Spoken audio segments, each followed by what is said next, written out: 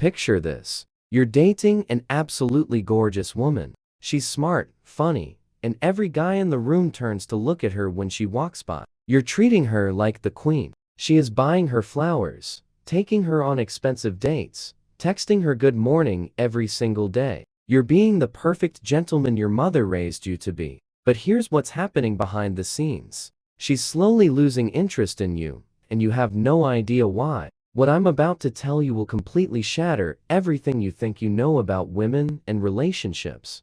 The uncomfortable truth that 97% of men refuse to accept is this. For a woman to genuinely love you, desire you, and stay loyal to you, she must never feel completely secure in your affection. She must always feel like she's reaching upward to deserve your attention. Now, before you close this video, thinking I'm some kind of manipulative pickup artist, let me be crystal clear about what I mean. I'm not talking about being cruel or abusive. I'm talking about understanding the psychological mechanisms that drive female attraction at the deepest level. And if you stick with me for the next 15 minutes, I'm going to reveal the exact psychology behind why women lose interest in men who treat them well, and more importantly, how you can use this knowledge to create the kind of deep, lasting attraction that most men only dream of. This is gonna be one of the most important videos you'll ever watch about women's psychology, so pay attention. Let's start with the first golden rule.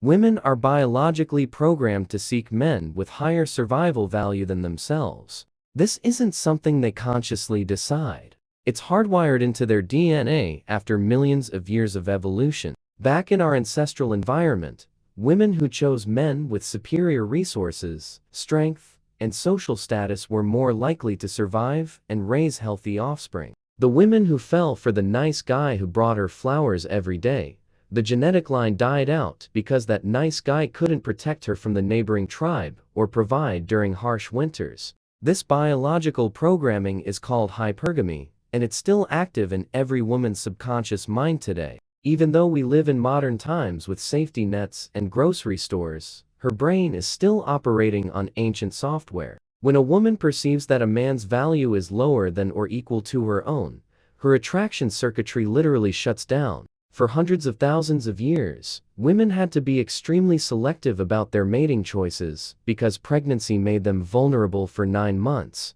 and raising children required massive resources. A woman who chose poorly could literally die along with her offspring. This created an intense selection pressure for women to be attracted only to men who demonstrated superior genetics and resources. These ancient programs are still running in the background of every interaction you have with women. When you act needy, desperate, or overly accommodating, you're sending signals that would have indicated weakness and poor survival prospects to our ancestors. Her subconscious receives these signals and responds by reducing attraction. This brings us to the concept of sexual market value, or SMVM.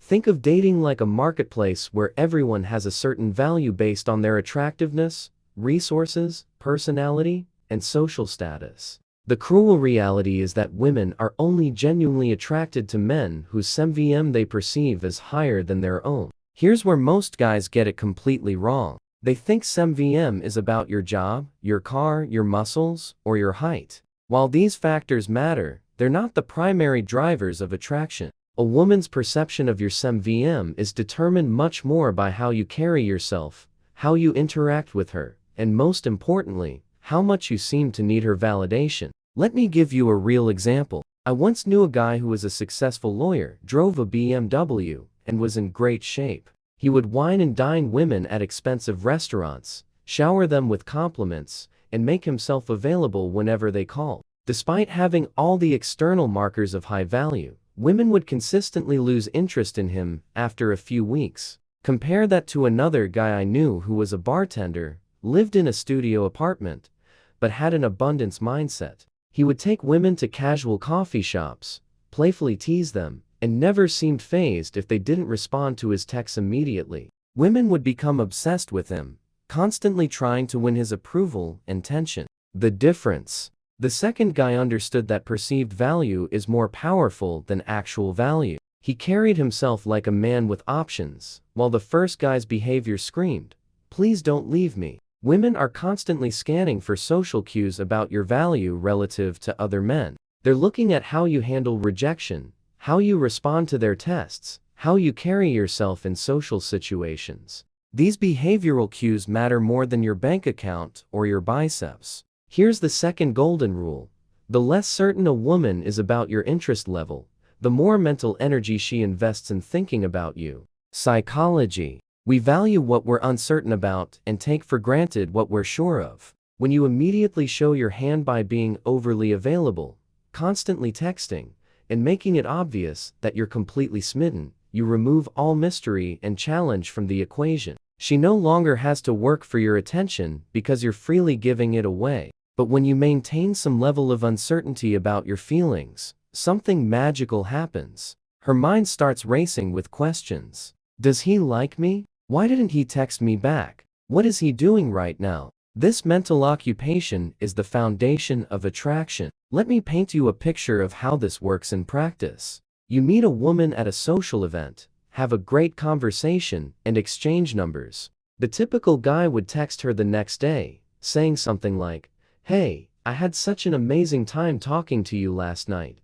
You're incredible. When can I see you again?" The guy who understands interest concealment waits 3 days, then sends a simple text, "Coffee, Tuesday at 3. No excessive enthusiasm, no validation. Just a clear invitation that demonstrates he's interested, but not desperate. Here's the psychological principle at work. Humans are naturally drawn to intermittent reinforcement. When we receive consistent, predictable rewards, we quickly adapt and lose interest. But when rewards are unpredictable, we become psychologically hooked. Your attention operates on the same principle. When you give it consistently and predictably, she adapts to it and loses interest. When you give it intermittently and unpredictably, she becomes psychologically hooked on getting more of it. Think of your attention and approval as a currency. Like any currency, its value is determined by scarcity. When you give your validation too freely,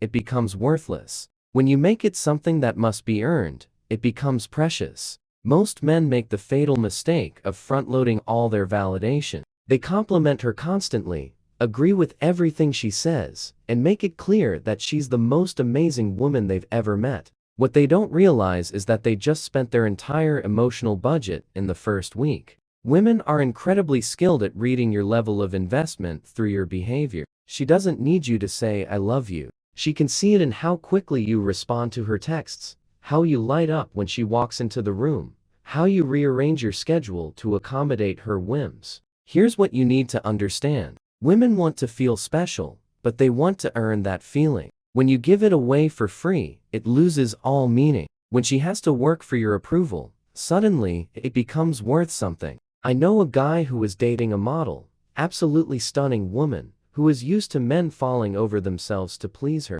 Instead of showering her with compliments about her looks like every other guy, he would occasionally acknowledge her intelligence when she said something insightful, or praise her sense of humor when she made him laugh. The key was that his validation was conditional on her behavior, not just her existence. She had to earn his approval through her actions, which made it infinitely more valuable than the empty compliments she received from other men. One of the fastest ways to destroy attraction is to become predictable. When she knows exactly how you'll respond to everything she does, when she can predict your schedule down to the minute, when you become a known quantity, her interest will inevitably fade. This is why so many relationships start passionate and exciting, but gradually become boring and routine. The man, in his effort to be a good boyfriend, becomes utterly predictable. He calls at the same time every day, takes her to the same types of places, and responds to her the same way every time.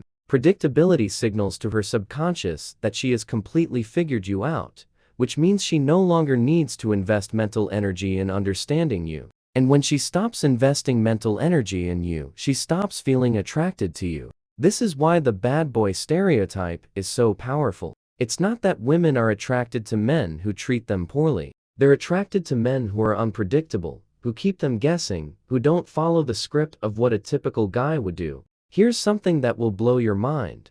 Women are constantly testing your interest level, not your competency. Most men think women are testing to see if they're man enough, or if they can handle her attitude. But that's not what's happening at all. She's testing to see how much you like her. Every time she acts a little cold, every time she mentions another guy, every time she seems unimpressed with something you did, she's gauging your reaction to see if you'll chase her validation. When you fail these tests by immediately trying to win her approval back, you're essentially telling her, "I like you more than you like me." And once she knows that, the power dynamics shift permanently in her favor. Let me break down some specific examples. The comparison test. She mentions how attractive another man is, or talks about an ex-boyfriend. The failed response is to get jealous or try to compete. The correct response is to be genuinely unbothered, and maybe even agree with her. The availability test. She suggests plans and then cancels at the last minute. The failed response is to immediately try to reschedule or express disappointment. The correct response is to say no problem and make other plans. The attitude test. She gives you attitude or acts cold. The failed response is to ask what's wrong or try to cheer her up. The correct response is to mirror her energy and be equally cold until she corrects her behavior. These tests aren't conscious manipulations. They're unconscious behaviors driven by her need to assess your value. When you consistently pass these tests by remaining unbothered and maintaining your frame, you signal that you're not desperate for her approval. When a woman perceives that a man's value is lower than her own, her body literally starts to reject him on a biological level. This isn't conscious. It's happening in her subconscious mind. Her brain starts sending signals that this man is not genetically superior enough to be worth reproducing with. This manifests as a loss of sexual desire, increased irritability around him, and a general feeling that something is off about the relationship. This is why so many women in relationships stop being intimate with their partners. It's not that they don't love them, it's that their biology is telling them not to reproduce with someone they perceive as weak or inferior. The subconscious thinks that you became weak, that you can't stand up to her. Therefore, you can't stand up for her. Women are survival creatures. When she looks at you, you're now a bad bet for her survival. Understanding this can be painful, but it's also liberating. When you realize that her loss of interest isn't personal, it's biological, you can start to make the changes necessary to reactivate her attraction. Here's a fascinating psychological phenomenon. When a woman is uncertain about your interest level, she switches from covert to overt communication. Let me explain what this means. Normally, women communicate covertly, meaning they hint at what they want rather than stating it directly. She might say "I'm cold" instead of "Can you give me your jacket?" or "I'm hungry" instead of "Let's go eat." But when she's worried about losing you, she switches to over-communication. She starts being more direct, more affectionate, more obvious about her feelings. She'll text you things like, "I miss you so much," or "I can't wait to see you tonight." This shift happens because her hypergamous instincts are telling her that you might be higher value than she initially thought, and she needs to make sure she doesn't lose you to another woman. When a woman really likes a guy, she will return text on time, call you back, always check in how your day is going, and genuinely do things to make you feel like she likes you. She switches to over-communication because hypergamy can't stand to lose one. Here's where most dating advice gets it completely wrong. They tell you to hit the gym, make more money, dress better, and develop more skills. While these things can help, they're missing the fundamental point. You can be the most successful, attractive, well-dressed man in the world, but if you display low-value behaviors, she'll still lose interest. I've seen millionaires get dumped by women who work at coffee shops because they didn't understand these psychological principles. Conversely, I've seen average guys with average jobs keep beautiful women completely obsessed with them because they understood how to maintain the proper psychological dynamic. External improvements might get you in the door, but psychological positioning is what keeps her interested. Long-term self-improvement is not the answer. Passing the interest tests is the answer. Whether you make $50,000 or $500,000 a year doesn't matter, because revealing interest reveals your sexual market value. Revealing your interest reveals what type of girl you're used to getting. This is probably the most counterintuitive part of female psychology. Women consistently choose men who treat them worse over men who treat them better. This isn't because they enjoy being mistreated, it's because poor treatment often signals higher value. When a man is willing to risk losing a woman by not prioritizing her every need, it suggests that he has other options. When he's not constantly seeking her approval, it implies that he doesn't need her validation to feel good about himself. These are both indicators of high value. The nice guy, on the other hand, signals through his behavior that he's grateful just to be with her.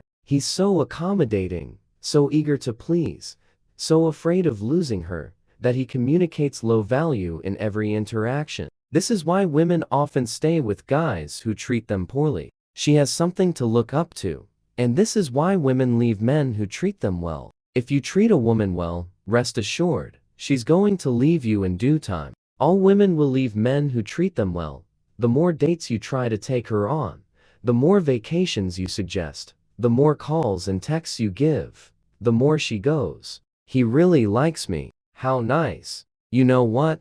I really don't like him. Women don't fall in love with men. Fall in love with how men make them feel about themselves. When you make her feel like she's the prize, like she's doing you a favor by being with you, she feels powerful but not attracted. But when you make her feel like she has to earn your affection, like she's lucky to have your attention, she feels challenged and excited. This emotional state is what creates the deep, obsessive attraction that leads to genuine love. Women are led by their emotions. If her emotions are signaling, text this man, you like him, that girl is going to text you. If her emotions are signaling his low value, I don't like him anymore, she pulls back. The key is to make her feel like she's constantly reaching upward to deserve your attention, but never making her feel like she can't reach it. It's a delicate balance between challenge and hope.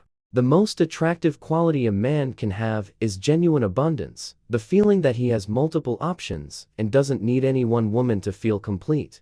This isn't about actually having multiple women. It's about the mental state of not being needy or desperate. When you have abundance, you naturally do all the right things. You don't chase. You don't overinvest. You don't sacrifice your dignity for her attention. You treat her well because you want, not because you're afraid of losing her. This mindset is incredibly attractive because it's so rare. Most men are operating from scarcity. They're so grateful to have female attention that they'll do anything to keep it. The man with abundance is selective about who gets his time and energy. You containing your interest makes you the bad boy, makes you the player, without even trying to be. You not replying to 1 or 2 text messages makes you attractive. You don't have to be out doing crazy things. There are subtle tweaks in your behavior that position you as a high-value guy. Women are biologically attracted to men who can lead, make decisions, and take responsibility.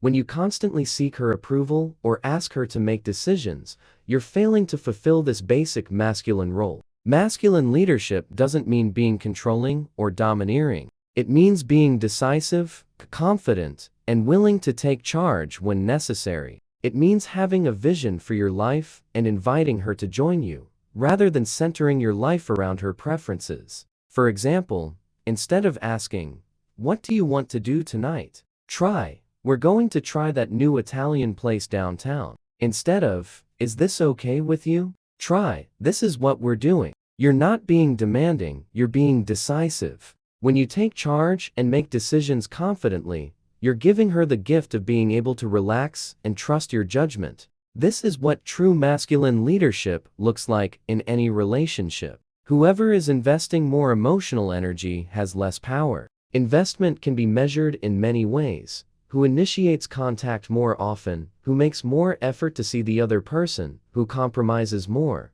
who shows more emotional vulnerability. The person who consistently invests more will eventually lose attraction from the other person. This is a fundamental law of human psychology that applies to all relationships. This doesn't mean you should never invest or show care. It means you should be strategic about when and how you invest. Let her invest in you first, then match her investment level. Don't be the one who's always reaching out, always making plans, always compromising. When the investment is balanced, both people feel valued and respected. When it's in balance, the lower investing person loses respect for the higher investing person.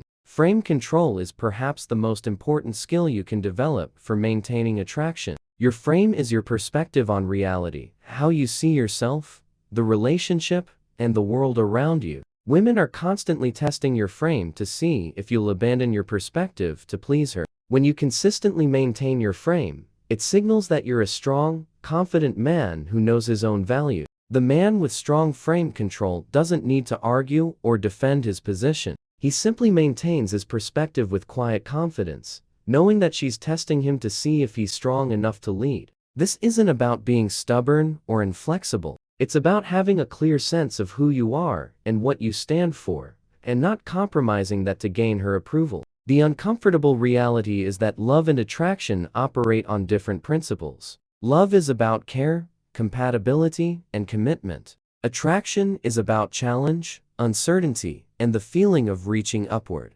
Most men focus only on love, being caring, supportive, and committed. But without attraction, love means nothing. She might care about you, but she won't desire you. She might stay with you out of obligation, but she won't be passionate about you. The men who create lasting, passionate relationships are the ones who understand how to maintain both love and attraction. They're caring and supportive, but they're also challenging and unpredictable. They're committed, but they're not needy. Remember, this isn't about being cruel or manipulative. It's about understanding the psychological mechanisms that drive female attraction and working with them instead of against them. The choice is yours. You can continue operating from the nice guy playbook and wonder why women keep losing interest, or you can embrace these uncomfortable truths and start creating the passionate, devoted relationships you deserve. Stop trying to win her over and start being the kind of man she feels lucky to have won over.